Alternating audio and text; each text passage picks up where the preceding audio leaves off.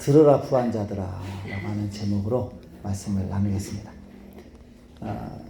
KB금융그룹에서 매년 한국 부자 보고서를 발간을 하는데 2023년도 기준 한국에서 부자라는 말을 들으려면 부동산을 빼고 금융자산만 10억 정도는 있어야 부자라는 소리를 들을 수 있다고 합니다. 근데 이렇게 금융자산 10억 이상 있는 인구가 우리 대한민국에서 45만 6천 명 정도 된다고 해요. 45만 6천 명. 인구 대비로 하면 2% 상위 1%에 해당된다고 합니다. 상위 1%. 네. 자, 여기 10억 이상 되시는 분 한번 손 들어보세요. 저밖에 없어요? 네, 아유, 아쉽네요. 저밖에 없다니. 우리 꿈이 가득한 교회도 이런 상위 1%가 나오시기를 축복합니다. 아멘. 네. 아멘 하신 분만 되시기를 축복합니다. 아멘. 좀 믿음을 가지세요. 나도 부자 될 수 있다. 네? 여러분. 근데 오늘 본문은 야고보 사도가 부자들에게 주시는 메시지인데, 자, 우리 야고보서 5장 1절 같이 읽습니다. 시작.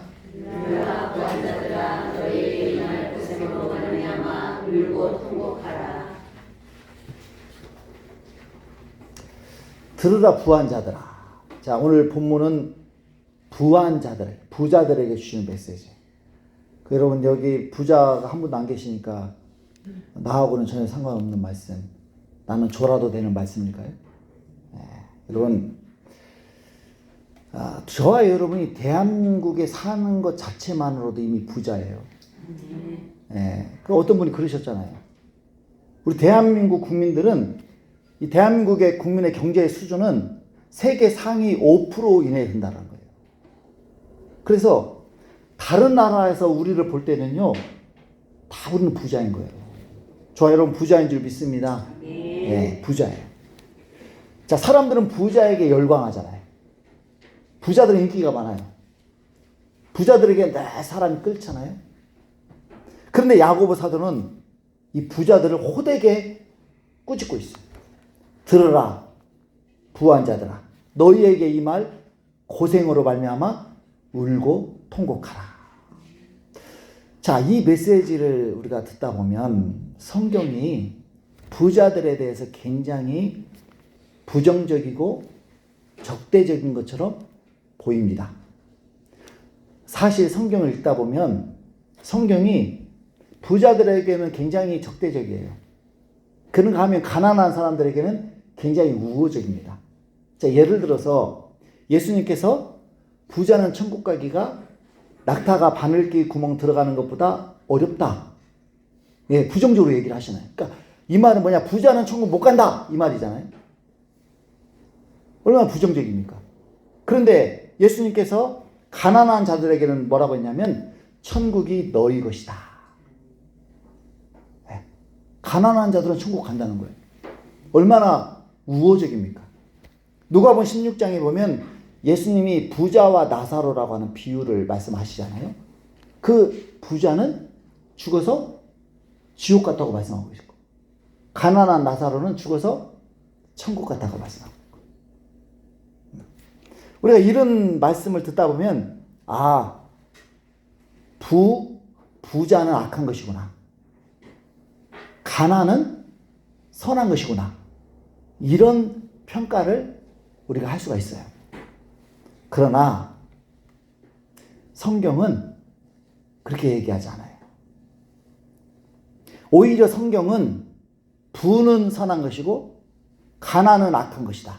그렇게 말씀합니다. 부는 축복이고 가난은 저주예요. 자, 여러분 만약에 부가 악한 것이고 저주라면 하나님은 부자이시면 안 되잖아요. 근데 우리 하나님은 부자잖아요. 그렇죠? 예, 잘 안 믿으시는데 우리 욥기 41장 11절 같이 읽습니다. 누가 먼저 내게 주고 나로 하여금 갚게 하겠느냐? 온 천하에 있는 것이 다 내 것입니다. 온 천하에 있는 것이 다 하나님의 것이래. 그러니까 이 세상에서 가장 큰 부자는 하나님이신 줄 믿습니다. 하나님이 가장 큰 부자예요. 여러분, 예수님도 부자십니다. 예수님이 고린도후서 8장 9절에 보면 사도 바울이 하는 말이, 예수님은 부요하신 자로서 너희를 위해서 잠시 동안 가난하게 되셨다. 그렇게 말씀하세요. 예. 그러니까 우리 예수님도 부자예요.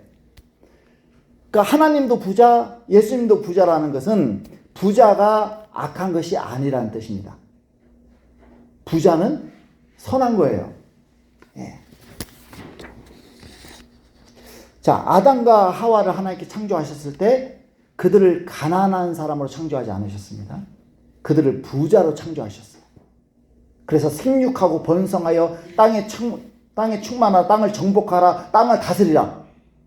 아주 권세 있고 재력 있는 그런 존재로 하나님이 사람을 창조하셨다는 거죠. 그리고 하나님께서 그 아담과 하와를 살게 하신 에덴 동산도 여러분 부족함이 없는 그런 부요한 곳이었어요. 부요한 곳. 자, 그런데 왜 가난이 이 땅에 가난이 시작이 되었느냐? 아담과 하와가 하나님이 금하신 선악과를 따먹었잖아요. 불순종했잖아요. 그 결과 하나님으로부터 저주를 받아요. 그 저주 중에 하나가 뭐냐? 가난이에요.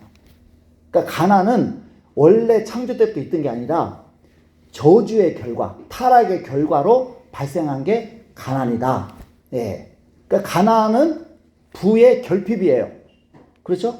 부의 결핍.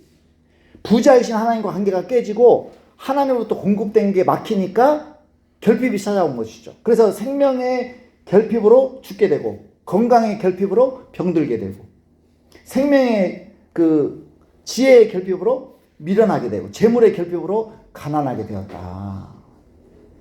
그 가난이 결코 복은 아닙니다.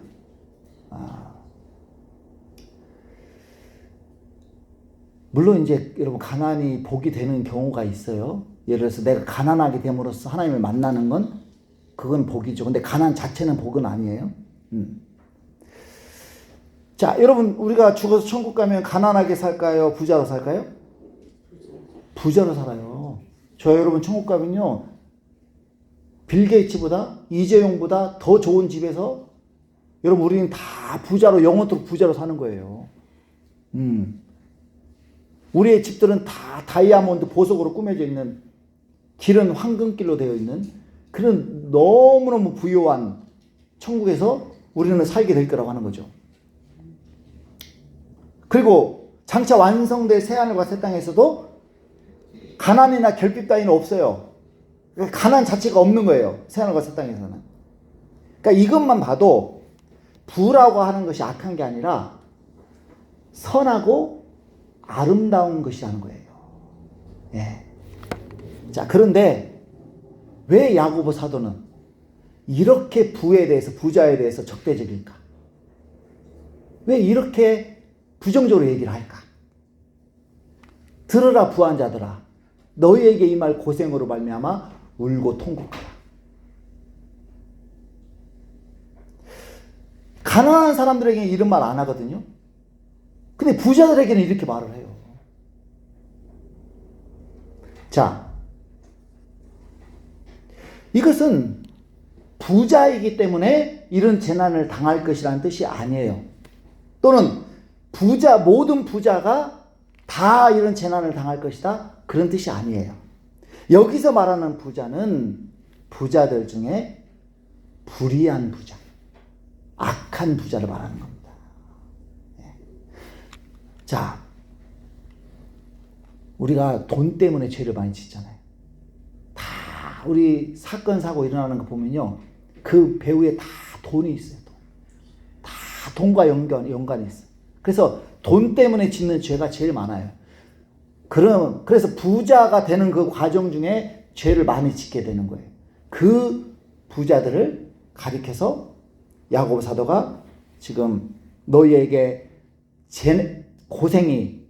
재앙이 임할 것이니까 미리 울고 통곡하라고 경고하고 있는 거예요. 그러면서 이제 야고보 사도는 오늘 본문에서 이 불의한 부자들이 짓는 몇 가지 죄를, 네 가지 죄를 다룹니다. 그러니까 다시 말하면 이 네 가지 죄를 짓고 있다면 나도 불의한 부자인 거예요. 여러분 자신 한번 살펴보시고, 그래서 이 네 가지 죄 중에 제가 첫 번째 죄를 가장 많이 다룰 거예요.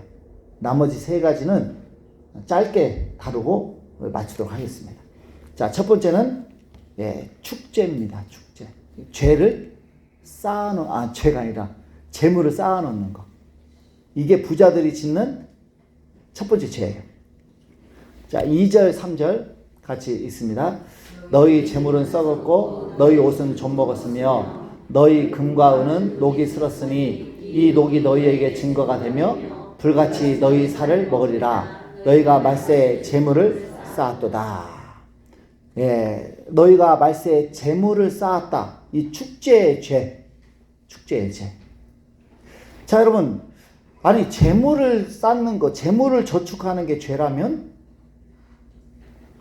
그럼 우리 은행에 저축하면 안 되잖아요. 우리 보험에 국민연금 보험 들면 안 돼요, 여러분. 그러나 성경은 여러분 미래를 대비해서 저축하라고 말씀하고 있어요. 솔로몬은 잠언 6장 8절에서 먹을 것을 여름 동안에 예비하며 추수 때에 양식을 모으는 개미를 본받으라 그랬습니다. 개미처럼 미래를 위해서 미리 재물을 저축하라는 것이죠. 그래서 저와 여러분은 보험도 들고 국민연금도 가입하고 저축도 하셔야 돼요. 문제는 이렇게 대비되지 않은 사람이 너무 많다는 거죠. 그러니까 강남은 아주 재물을 쌓아놓은 사람이 많은데 인천은 쌓아놓은 사람 별로 없고 다 미래가 대비되지 않은 사람들이 많아요. 그런데 여러분 대비하셔야 돼요. 우리가 하나님께만 맡긴다.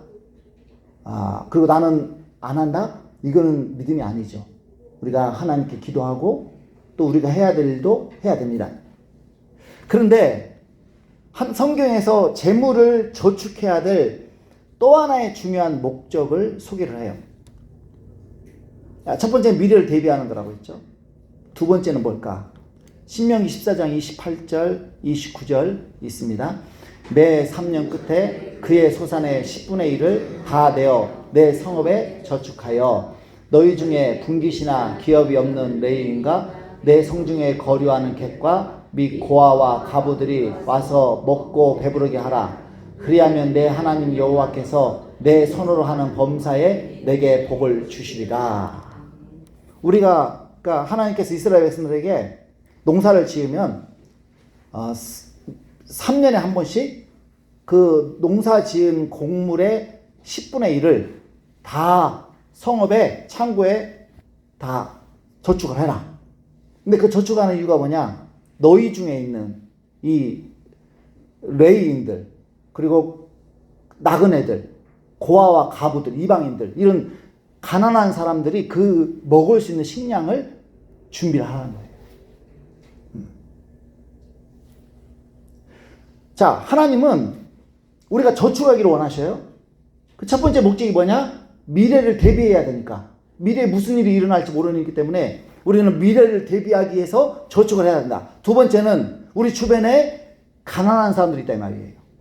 그 가난한 사람들을 먹이고 돌보고 그들에게 나누기 위해서 하나님은 저축하기를 원하세요. 그런데 불의한 부자들은 열심히 돈을 벌고 저축을 하는데 그 저축하는 목적을 미래를 대비하는 것에만 두고 계속 저축을 하는 거예요.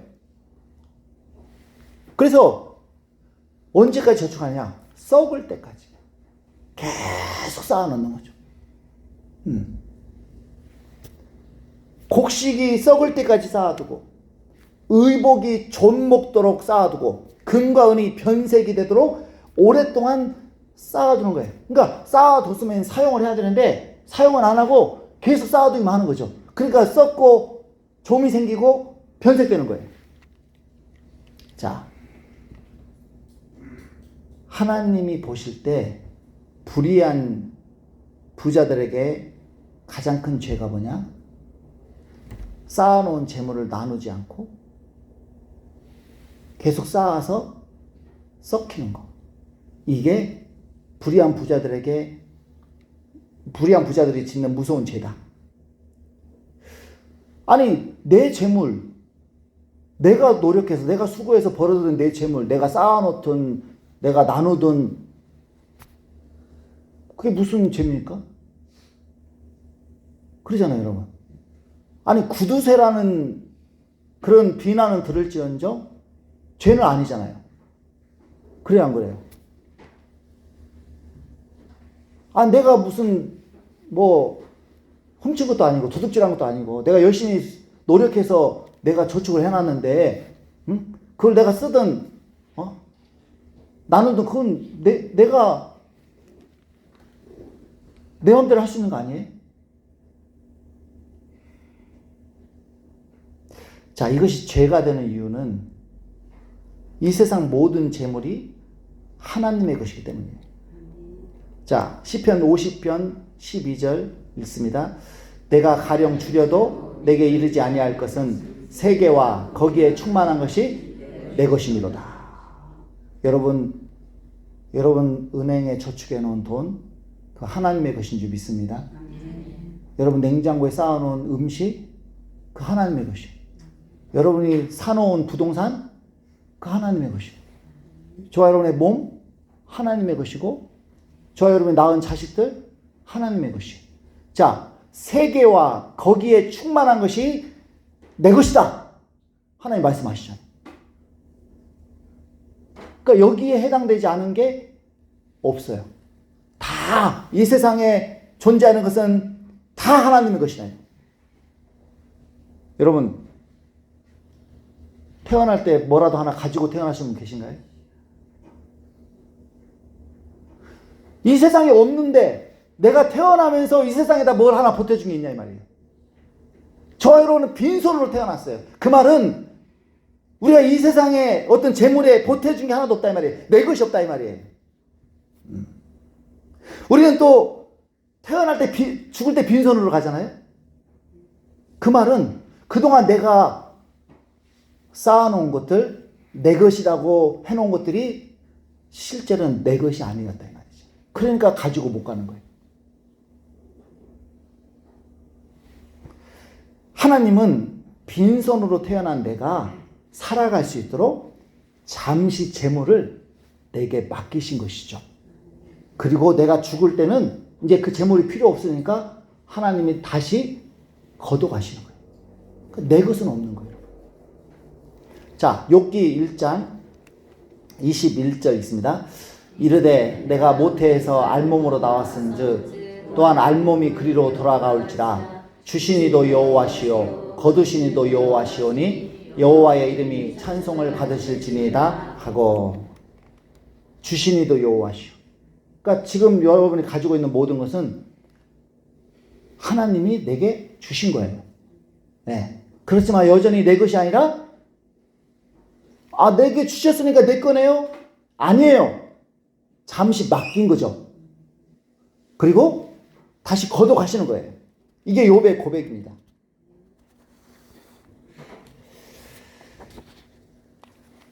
종교개혁자 존 칼빈이 이렇게 말을 합니다. 자, 우리 앞에 보고 같이 읽습니다. 하나님은 금을 녹슬도록 만들지 않았고 옷을 젖먹게 만들지 않으셨다. 이와 반대로 그분은 그것들을 인간 생명에 도움이 되도록 설계하셨다. 하나님 우리에게 재물을 주셨을 때는 쌓아놓으라고 주신 게 아니라는 거예요, 여러분. 그래서 쌓아서 썩도록, 젖먹도록, 그렇게 하나님 우리에게 재물을 주신 게 아니라 인간 생명에 도움이 되도록 설계하셨다는 거예요.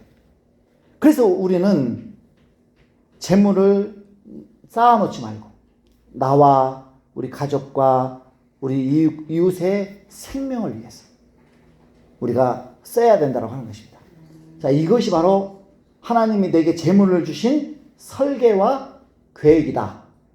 그러나 불의한 부자들은 이 하나님의 설계를, 이 하나님의 계획을 거역하고 재물을 썩도록 쌓아둔다라고 하는 것입니다.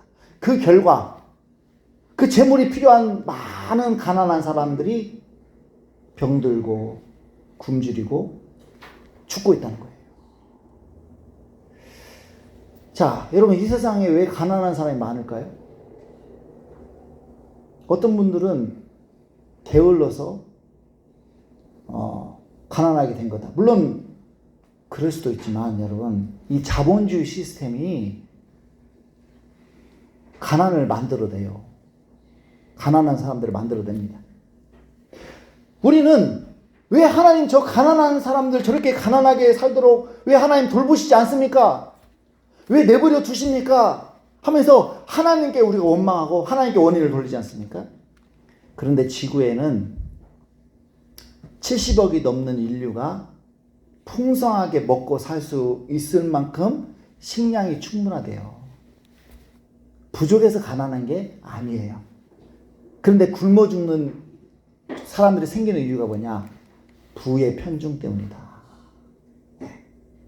상위 1%의 부자가 전 세계 부의 45%를 소유하고 있다고 합니다. 전 세계 상위 10%가 전 세계 부의 70%를 가지고 있다고 하는 거예요. 그리고 하위 50%는 전 세계 부의 겨우 2% 미만을 가지고 있다. 그 2%를 가지고 이 하위 50%가 31억 명입니다. 31억 명. 31억 명이 부의 2%를 나눠서 쓰고 있는 거예요. 그러니까 가난하고 굶주리고 배고프고 굶어 죽는 거죠. 여러분, 우리 자신도 돌아봐야 됩니다. 먹고 남은 음식물 쓰레기가 얼마나 많이 나옵니까? 냉장고에 넣어두었다가 언젠가 먹겠지 넣어두었다가 썩어서 버리는 음식이 얼마나 많냐 이 말이에요. 여러분, 전 세계 7억 8,300만 명이 굶주림에 시달리고 있답니다.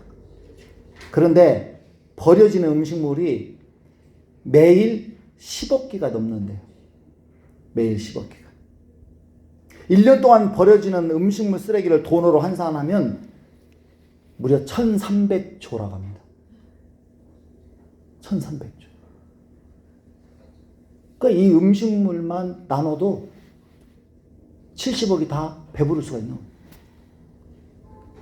근데 사람들과 나누려고 하지 않고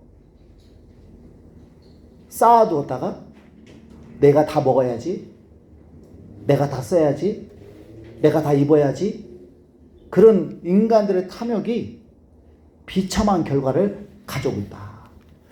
자, 소돔이 창세기에 보면 소돔이 하늘로부터 유황불이 떨어져서 죄가 되고 멸망하지 않습니까?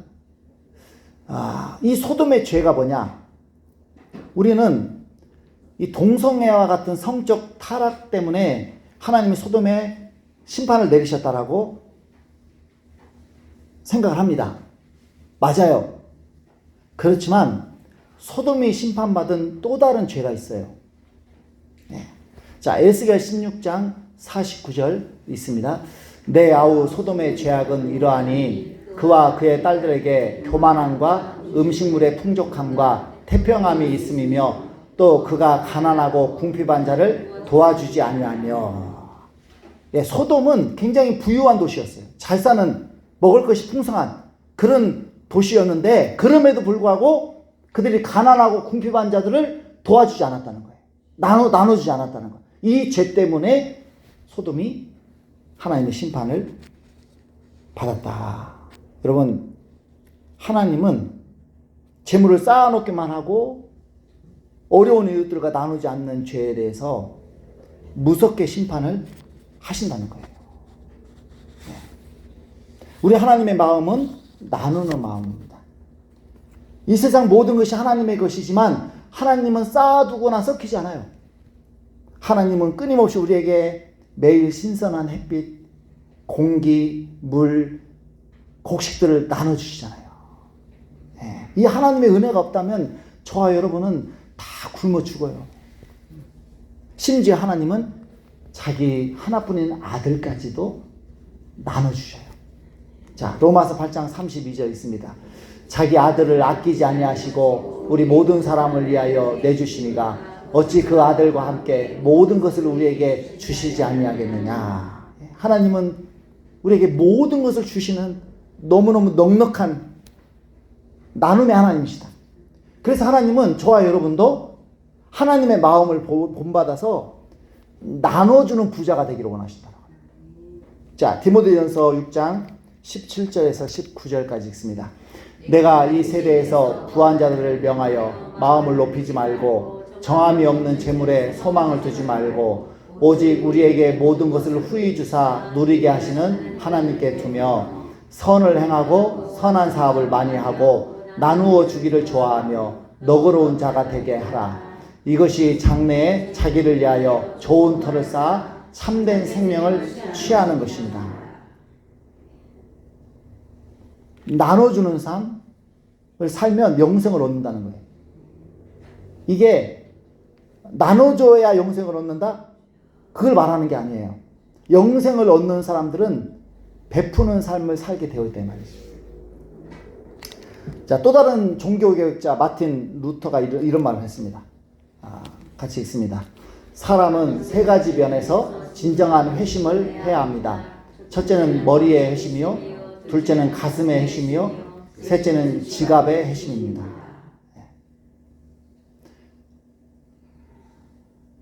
자, 그리고 또 있습니다. 어떤 한 사람이 회심하면 그의 지갑도 따라서 회심해야 합니다.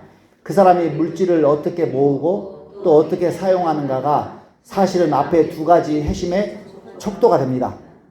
내가 진심으로 회개하고 하나님의 자녀로 거듭났는지 알 수 있는 척도가 뭐냐?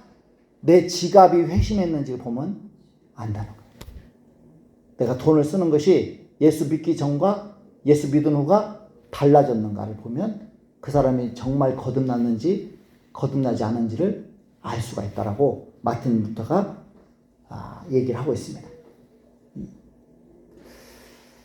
여러분, 하나님은 재물을 우리에게 주시는 이유가 미래를 대비하기 위해서 저축하라고 주십니다. 그러나 그걸 다 저축해버리고 내가 다 쓸 거야. 나는 10년 후, 100년 후까지 대비할 거야. 그러면서 그냥 다 저축하는 거예요.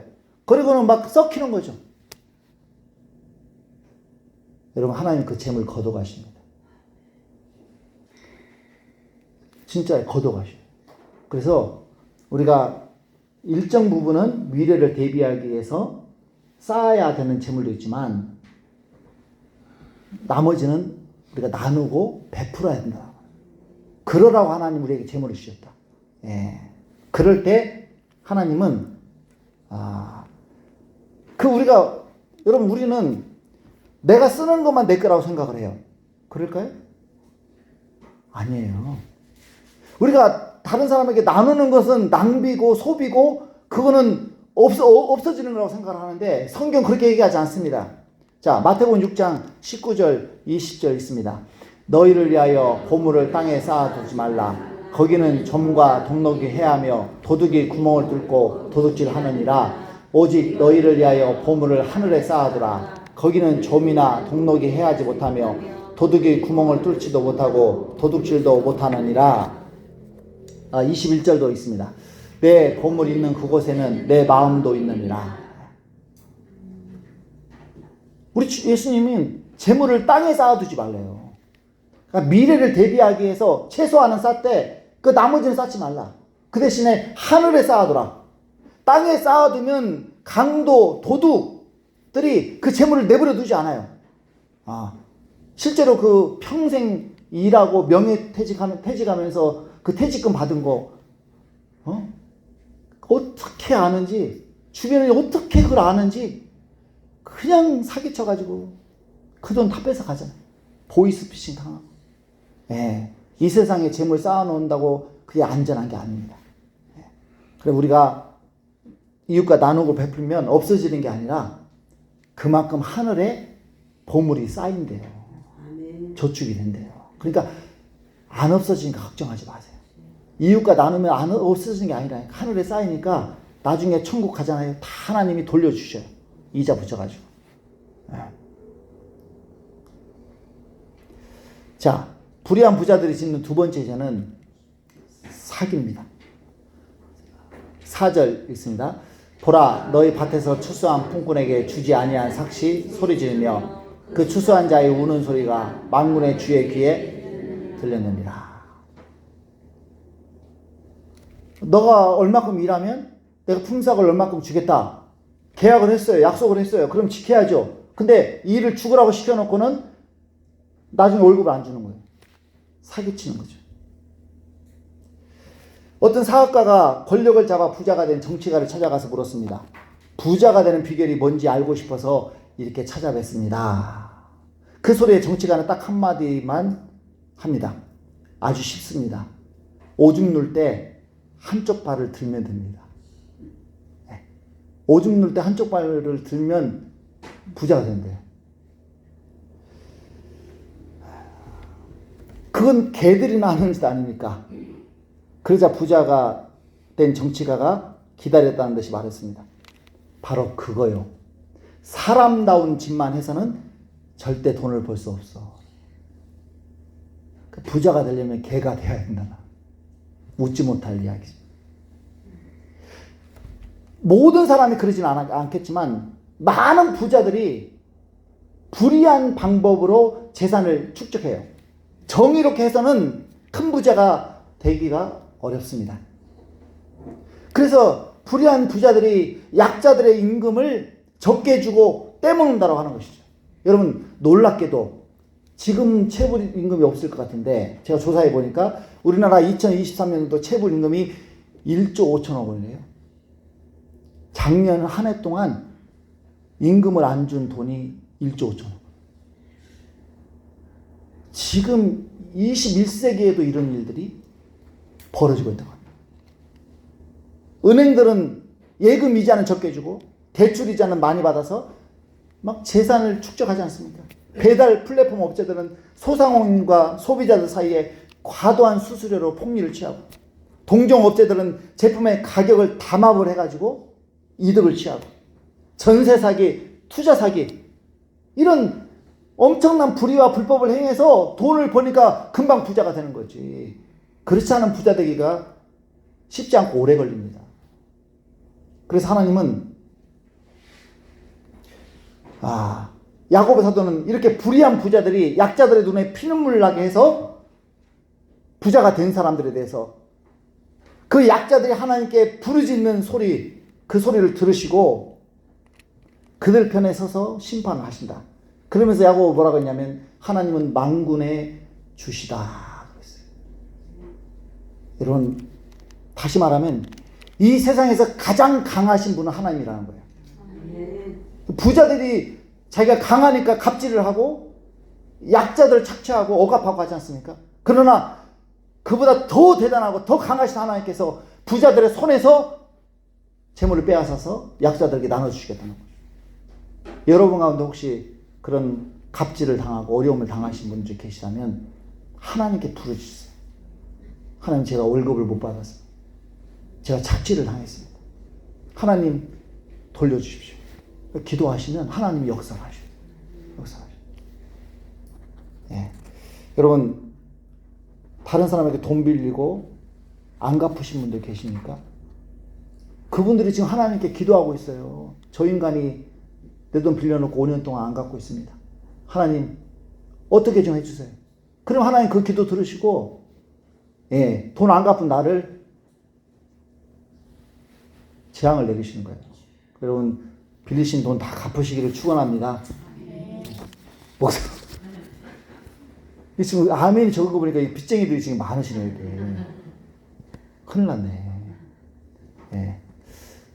저도 좀 생각해봐요. 여러분한테 제가 빌린 돈이 있나 한번 생각해봐야 되겠어요. 불의한 부자가 짓는 세 번째 죄는 사치예요. 사치. 자, 5절 있습니다. 너희가 땅에서 사치하고 방종하여 살육에 달해 너희 마음을 살찌게 하였도다. 예. 불의한 부자들은 가난한 사람들에게서 착취해가지고 그것을 썩을 때까지 쌓아두고 그걸로 사치와 방종을 일삼는 것입니다. 예수님이 부자와 나사로 비유해서 나오는 부자를 사치하는 부자로 소개를 하고 있어요. 자, 누가복음 16장 19절 있습니다. 한 부자가 있어 자색 옷과 고운 베옷을 입고 날마다 호화롭게 즐기더라. 명품 옷을 걸치고 산의 진미를 먹으면서 호화롭게 즐기는 거예요. 여러분, 불의한 방법으로 돈을 번 사람들일수록 사치와 방종에 돈을 써요. 쉽게 벌었으니까 쉽게 써버리는 것이죠. 야고보 사도는 이런 부자들을 향해서 살육의 달에 너희 마음을 살찌게 하였다라고 경고를 하고 있어요. 여러분, 도살업자가 돼지에게 먹을 것을 많이 주는 것은 돼지를 사랑해서가 아니라 살을 찌워서 잡아먹기 위해서, 죽이기 위해서. 불의한 부자들이 무슨 짓을 하든 하나님이 방관하는 것처럼 보여요. 그렇죠? 가난한 사람들이 억압당하고 어려움 당하는데 부자들이 저렇게 무소불위하게 막 하는데 왜 하나님은 가만히 계시는가? 여러분, 가만히 계시는 게 아니에요. 부자들이 살찔 때까지 하나님이 기다리시는 거예요. 그래서 도살할 날, 돼지 잡을 날이 되면 하나님이 그 부자들에게 무서운 심판을 내리신다라고 경고를 하고 있습니다. 그래서 여러분, 저와 여러분은 돈이 생겨도 사치와 방종에 빠지시면 안 돼요. 왜냐? 하나님이 사치하라고 방종하라고 주신 돈이 아니다 이 말이에요, 여러분. 나누고 베풀라고 주셨어요. 나누고 베풀면 쓸 돈이 없어요. 사치할 돈이 없어요, 여러분. 사치할 돈이 어디 있습니까? 그러니까 사치할 돈이 왜 생기느냐? 안 나누니까 생기는 거예요, 여러분. 안 나누니까. 근데 우리는 뭐라고 생각하냐면, 야, 하나님이 내게 많은 돈을 주셨구나. 축복으로 여기는. 맞아, 축복이죠. 그렇지만 그걸 안 나누고 사치와 방종에 쓰게 되면 그 돈이 재앙이 되는 거예요. 그 돈 때문에 고난을 당하게 돼요. 자, 마지막으로 불의한 부자들이 짓는 죄는 살인이에요. 의인을 죽이는 죄죠. 6절 있습니다. 너희는 의인을 정죄하고 죽였으나 그는 너희에게 대항하지 아니하였느니라. 기독교인들을 누가 제일 핍박합니까? 기독교인들을 누가 제일 많이 박해합니까? 부자들이에요. 부자들은 힘이 있지 않습니까? 재력이 있고 권력이 있기 때문에 기독교가 들어가는 나라들마다 기독교를 가장 심하게 핍박하는 사람들이 다 부자들이 돼요. 그럼 왜 핍박하느냐, 그들이? 기독교가 그들의 불의를 들춰내고 그들에게 회개하라고 외치기 때문에 듣기 싫은 거예요.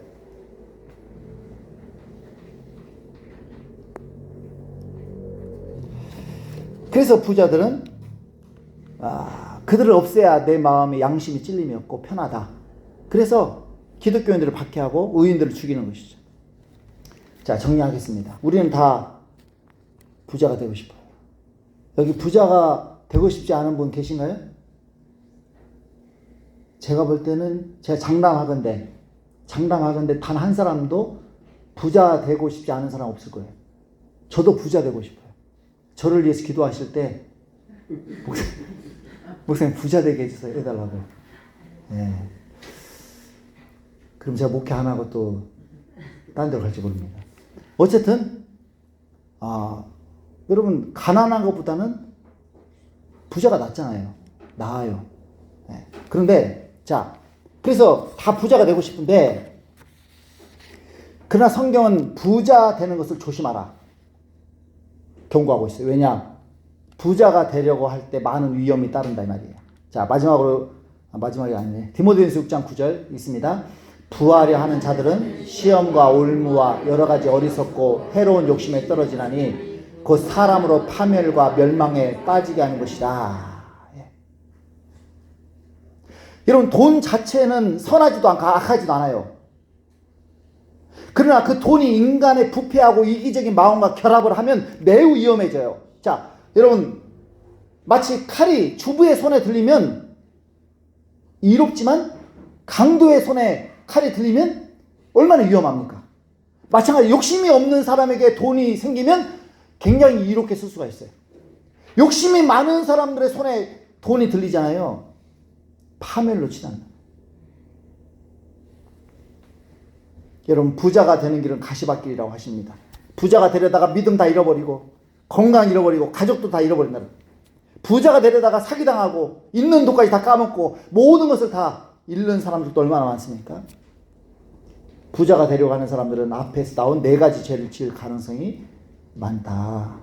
그래서 부자가 되려는 욕심을 버리셔야 돼. 버리셔야 돼. 그럼 목사님, 기독교인들은 다 그냥 가난하게 살아야 됩니까? 기독교인들은 다 거지처럼 살아야 됩니까? 다 얻어먹으면서 살아야 됩니까? 기독교인은 부자 되면 안 됩니까? 여러분, 부자 되세요. 그러나 욕심으로 부자 되지 마시고 하나님의 축복을 받아서 부자 되시기 바랍니다. 네. 내가 막 내 노력으로 부자 되려고 하면 여러분 죽도록 일하다가 죽어버리는 거예요. 건강 다 잃어버리는 거예요. 인생 다 낭비하는 것이죠. 그러나 하나님이 복을 주시잖아요. 조금만 일해도 돈이 많이 벌려요. 네? 돈이 들어온다니까요. 내가 노력한 것보다 10배, 100배로 돈이 들어와요. 하나님 복을 주시면. 예. 그럼 하나님 어떤 사람에게 복을 주시느냐? 자, 이것만 하고 마칠게요. 하나님 어떤 사람을 부자 되게 하시느냐? 이웃과 나누고 베푸는 사람. 자, 마지막으로 우리 잠언 11장 24절 25절 있습니다. 흩어 구제하여도 더욱 부하게 되는 일이 있나니 과도히 아껴도 가난하게 될 뿐이니라. 구제를 좋아하는 자는 풍족하여질 것이요 남을 윤택하게 하는 자는 자기도 윤택하여질. 저는 이 잠언 11장 24절을 여러분 좀 집에다가 좀 써서 붙여놓으시면 좋을 것 같아요. 우리가 나누고 베풀면 가난하게 될 것 같은데 더욱 부하게 된다는 거예요. 왜냐? 하나님이 복을 주시니까. 막 아끼고 쌓아놓고 욕심 부리면 부자가 될 것 같은데 여러분 하나님이 다 빼앗아 가셔요. 그래서 스트레스 안 받고 죄 안 짓고 부자 되는 방법. 네. 나누고 베풀고. 예, 그게 바로 그 부자 되는 길이다. 우리 이 시간 찬양하고 준비한 예물 드리시겠습니다. 찬송가 94장.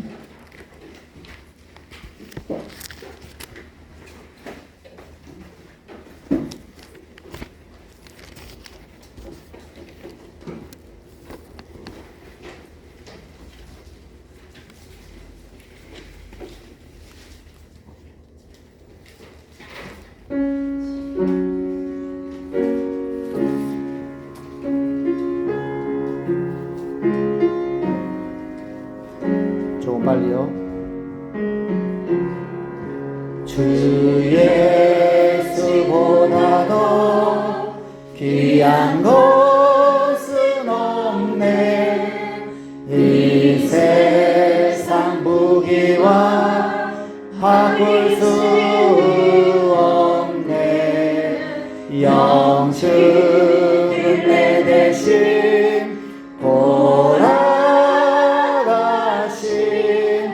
그 놀라운 사랑 잊지 못해. 세상 즐거움 다 버리고 세상 자랑 다 버렸네.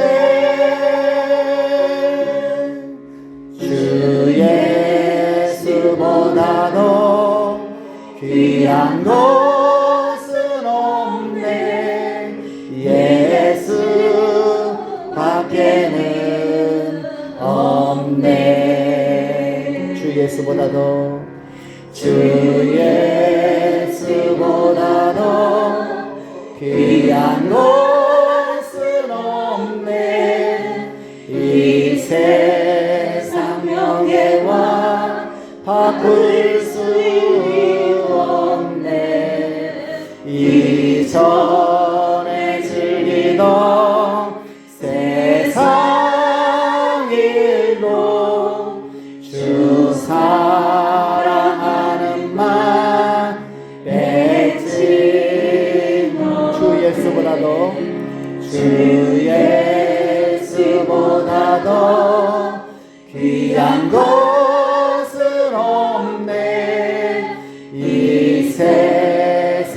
행복과 바꿀 수 없네. 유혹과 핍박이 몰려와도 주 섬기는 내 맘 변치 않아. 세상 즐거움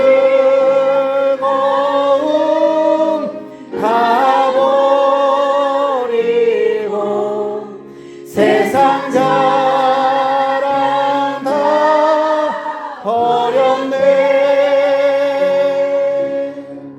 주 예수보다 더 귀한 것은 없네. 예수 밖에는